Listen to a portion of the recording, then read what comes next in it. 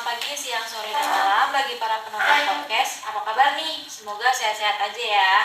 Oh iya, nih ada rekan aku juga nih ya. Selamat pagi, Cecil, Pando, apa kabar? Halo pagi Lika, puji Tuhan baik ya fisiknya, tapi ya hatinya juga lah ya. Berat ya, bercanda. berat. Sorry. Berat ya kalau bahas hati. Nih, kalau Pando gimana nih kabarnya? Puji Tuhan baik, sehat jasmani dan juga rohani dong gitu. Wah, alhamdulillah kalau kabar kalian tuh baik ya.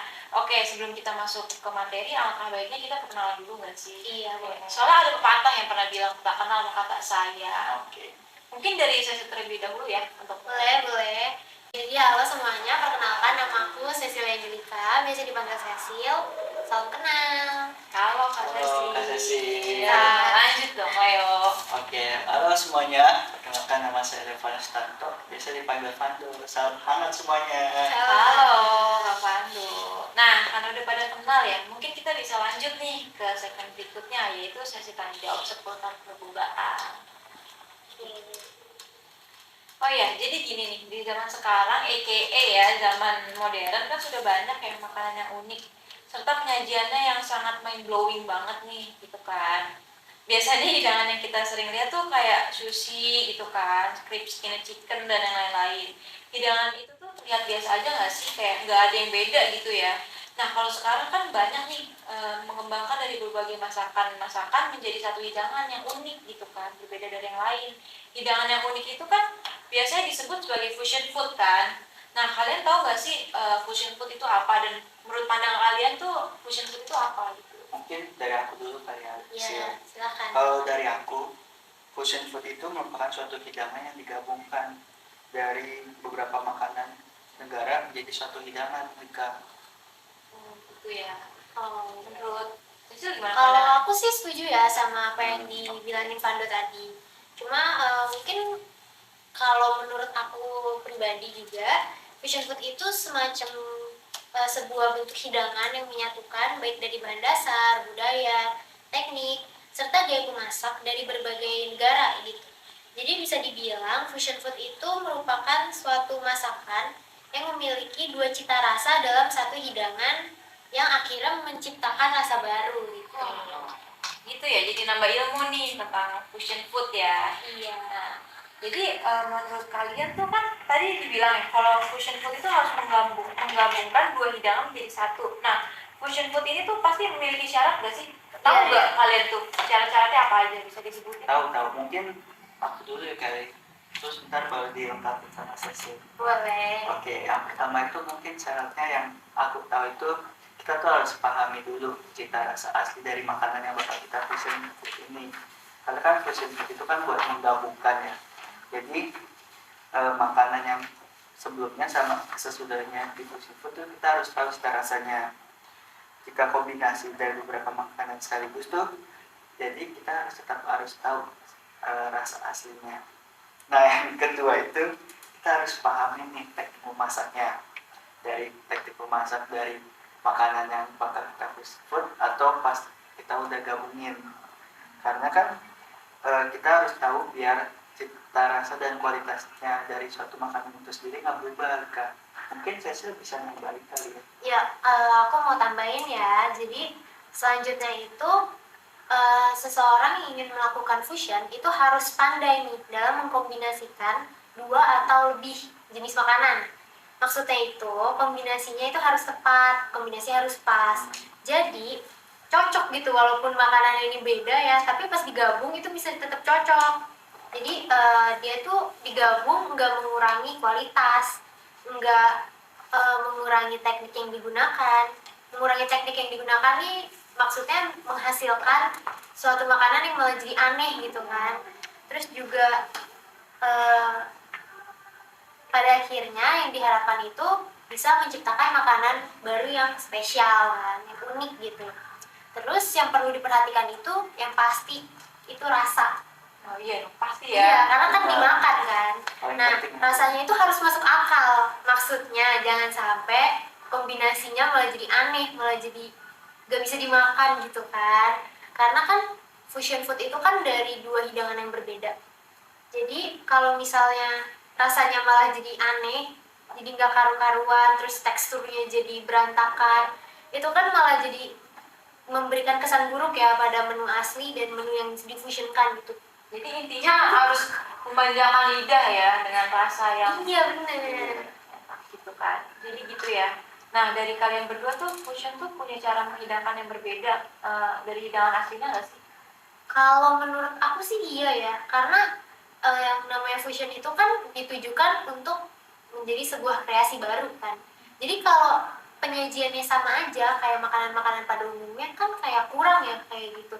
Jadi di biasanya fusion itu disajikan dengan lebih modern dengan memperhatikan estetikanya gitu. Nah, balik lagi nih kan dengan katanya dengan estetika ya. Nah, tadi kan disinggung ya untuk modern.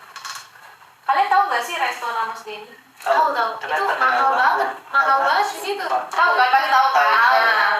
Nah, Mas Denny itu mereka tuh menghidangkan satu hidangan dengan konsep-konsep yang unik. Terus sangat berbeda dengan hidangan yang aslinya gitu kan. Seperti contoh mereka membuat menu lemper nih, tapi disajinya itu kayak bentuk batu, bener-bener batu. Tapi bisa dimakan. Bisa dimakan. Itu tuh bisa disebut fusion food gak sih gitu? Menurut kalian gimana? Gimana kalau menurut Pando deh? Kalau Coba. menurut aku ya, kalau misalkan nama Dani itu valid, kayak tadi udah disebutin syarat-syaratnya fusion food yang udah sebutin aku sama Cecil, itu bisa dikatakan fusion food. Soalnya kan fusion food dari nama Dani kan itu harus kita memadukan atau menyatukan gaya dan cita rasa khas makanan yang berbeda menjadi satu kan. Jadi kalau misalkan si Damas Dani ini valid dari fusion, dari syarat-syaratnya mungkin bisa dikatakan itu fusion food kan. Oh gitu ya. Iya benar banget. Jadi kalau cuma mengubah gaya penyajiannya aja tanpa menyatukan beberapa atau minimal dua lah budaya atau gaya masak atau cita rasa itu nggak bisa nih, belum bisa untuk disebut fusion gitu. Nah itu mungkin yang dinamas lebih ke modifikasi resep atau bisa juga disebut dengan cipta resep, Tika. Nah, mungkin teman-teman podcast ini yang nonton nih kayak nggak tahu tuh cipta resep itu apa. Bisa tolong jelasin nggak sih itu cipta resep itu apa gitu? Oke, jadi setahu aku ya dari yang aku pelajari, cipta resep itu adalah suatu pemusatan pemikiran si juru-juru masak ini yang hasilnya itu diwujudkan dalam bentuk resep yang baru gitu, sehingga mempunyai kriteria bahan makanan yang logis dan sesuai dengan selera. Jadi kayak kita mengubah resep lama dari segi bahan utama ataupun cara penyajiannya. Kayak tadi, biasanya kan lemper itu disajikannya kan dibungkus kan pakai daun pisang gitu kan. Nah, kalau yang dinamas itu disajikannya dalam bentuk kayak batu gitu. Nah, jadi itu kan unik ya jatuhnya. Gitu sih. Jadi gitu ya teman-teman, fusion food dan cipta resep itu berbeda. Simpelnya fusion food kan menggabungkan dua makanan dari dua negara menjadi satu hidangan.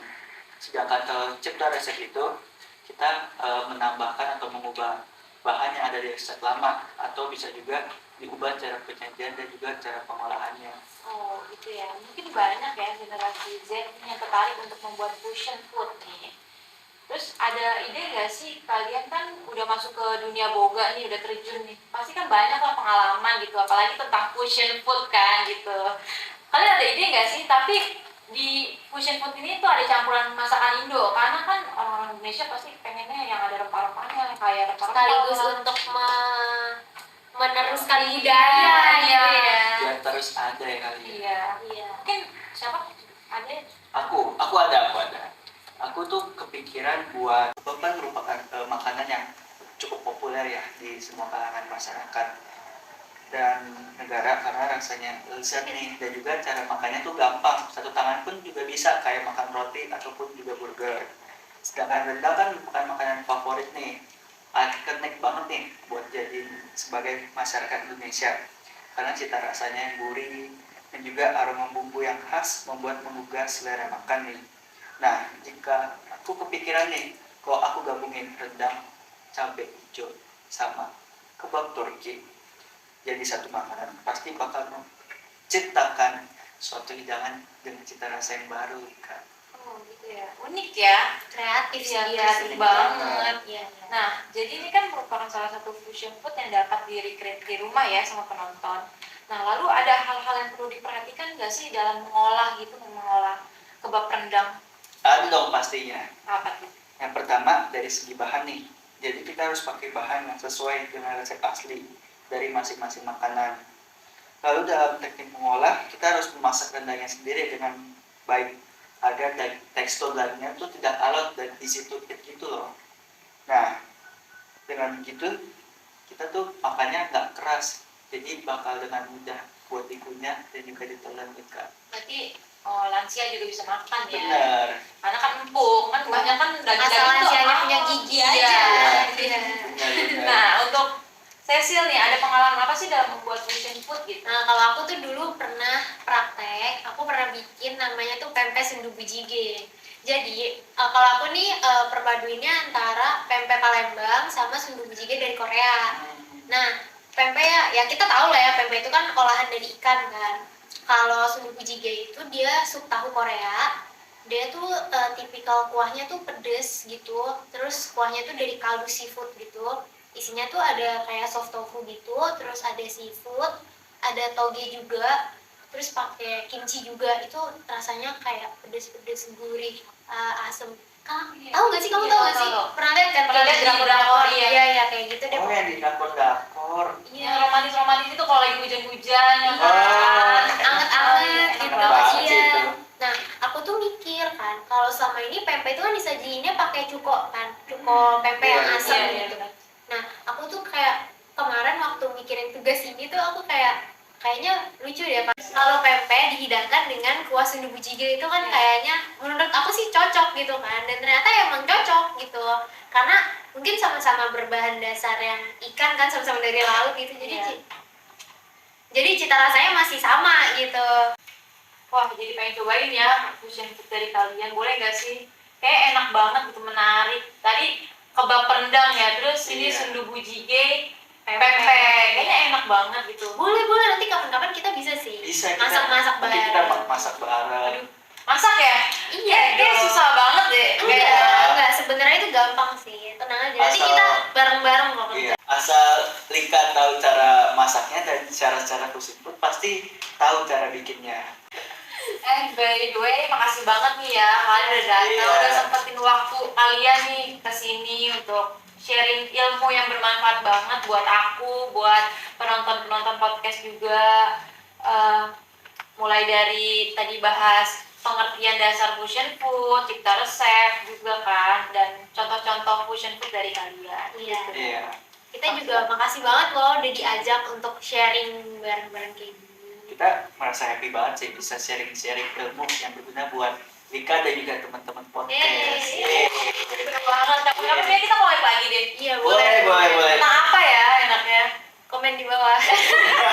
Ya kalian juga masih banyak tugas. Iya. Ya, perjalanan juga dari sini jauh Jauh banget ya. banget. Takutnya kena macet ya kan. Iya. Makasih ya kalian, makasih. Iya.